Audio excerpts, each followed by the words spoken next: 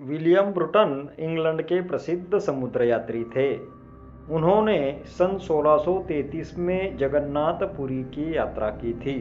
ब्रुटन जब जगन्नाथपुरी पहुंचे तब पुरी की प्रसिद्ध रथ यात्रा निकली थी।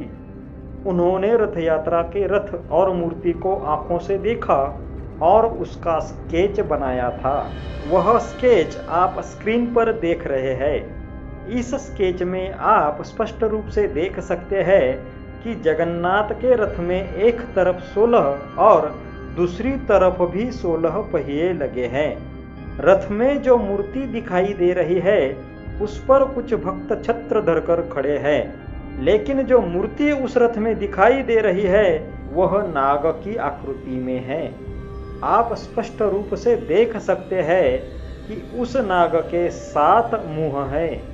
उस नाग के छाया में कौन सी मूर्ति होगी उसकी चर्चा वीडियो के अंत में करते हैं, लेकिन उससे पहले ये समझना जरूरी है कि आज जगन्नाथ के रथ में कृष्ण, बलराम और सुभद्रा की मूर्तियां होती है। मेरे ख्याल से यह बात तो आप में से बहुत से दर्शक भलीभांति जानते ही होंगे, लेकिन विलियम ब्रुटन ने अपनी आंखों से देखकर जो चित्र बनाया है उसमें तो कुछ अलग ही दिख रहा है। उसमें आज की तरह कृष्ण, बलराम और सुभद्रा की मूर्तियां नहीं दिखाई दे रही, बल्कि 7 मुंह वाले नागराज दिखाई दे रहे हैं। भला ऐसे कैसे संभव है? इस प्रश्न के उत्तर के लिए हमें पुरी के जगन्नाथ के मंदिर के इतिहास को और उसके साथ साथ रथ यात्रा के इतिहास को खंगालना जरूरी है। लगभग सभी इतिहासज्ञ इस मत पर एकमत है कि पुरी का जगन्नाथ मंदिर सदियों पहले एक बुद्ध विहार था। प्रसिद्ध हिंदू सन्यासी स्वामी विवेकानंद ने भी इस बात को अपने साहित्य में लिखा है। स्वामी विवेकानंद जैसे हिंदू धर्म के प्रसिद्ध प्रचारक का यह मत होना प्रातिनिधिक है। हिंदुओं में स्वामी विवेकानंद की बहुत मान्यता है।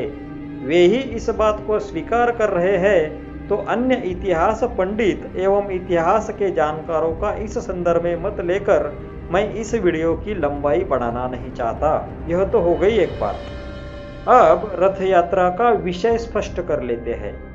हम अगर फाहियान और वेनसोंग इन चीनी बौद्ध प्रवासियों के प्रवास वर्णन पढ़ेंगे तो हमें पता चलता है कि जहाँ जहाँ बुद्ध धम्म को मानने वाले लोग रहते थे या जहाँ जहाँ बौद्ध स्तूप और विहार होते थे और बड़ी संख्या में बौद्ध भिक्षु का जमावड़ा होता था, ऐसी अनेकों जगहों पर भगवान गौतम बुद्ध की रथ यात्रा निकाली जाती थी। फाहियान अपनी किताब में पाटलिपुत्र नगर में निकाली गई ऐसे ही एक रथ यात्रा का वर्णन करता है। तो पहली बात यह सिद्ध हुई कि पुरी का जगन्नाथ मंदिर बुद्ध विहार था। दूसरी बात यह सिद्ध हुई कि रथ यात्रा भगवान गौतम बुद्ध की ही निकाली जाती थी। अब तीसरी बात की तरफ मुड़ते हैं और वह है विलियम ब्रुटन के बनाए इस स्केच में दिख रहे नागराज के विषय में। इस विषय में एक बात आपको समझनी होगी कि नाग या सांप बुद्ध से संबंधित है। गौतम जब बुद्ध बनने के लिए पीपल के वृक्ष के नीचे तपस्या में लीन थे तब उनकी रक्षा स्वयं नागराज करते थे, ऐसी कहानियां प्रचलित है। लेकिन वास्तव में ऐसा घटित होना संभव नहीं, ये तो कोई भी तर्क विवेकशील व्यक्ति जान जाएगा। बुद्ध के सिर पर 7 फनों वाले नागराज का होना यह सांकेतिक है। इससे हम यही अर्थ निकाल सकते हैं कि बुद्ध के समाधि अवस्था में जंगली जानवरों और आदमखोर जमातियों से उनकी रक्षा करने की जिम्मेदारी नाग जाति के लोगों ने अपने सर पर ली होगी। भारतीय इतिहास में नागों के बड़े बड़े साम्राज्य रहे हैं, यह बात तो इतिहास सिद्ध है। सभी इतिहासक यह बात स्वीकार करते हैं और नाग राजवंश बुद्ध धम्म का संरक्षक, पालक और प्रचारक था, यह बात भी इतिहास सिद्ध है। बुद्ध धम्म के प्रचार में नागों के इस सराहनीय कार्य को भगवान बुद्ध के सर पर 7 मुंह वाले नागराज के रूप में प्रतिमा मंडित करके प्रतीकात्मक रूप में दिखाया गया है। बुद्ध के सर पर अपने 7 फन पसारे नागराज असंख्य प्राचीन गुफाओं में, स्तूपों में, विहारों में आप देख सकते हैं। मैं क्या कहना चाहता हूँ वह बात आप समझ गए होंगे।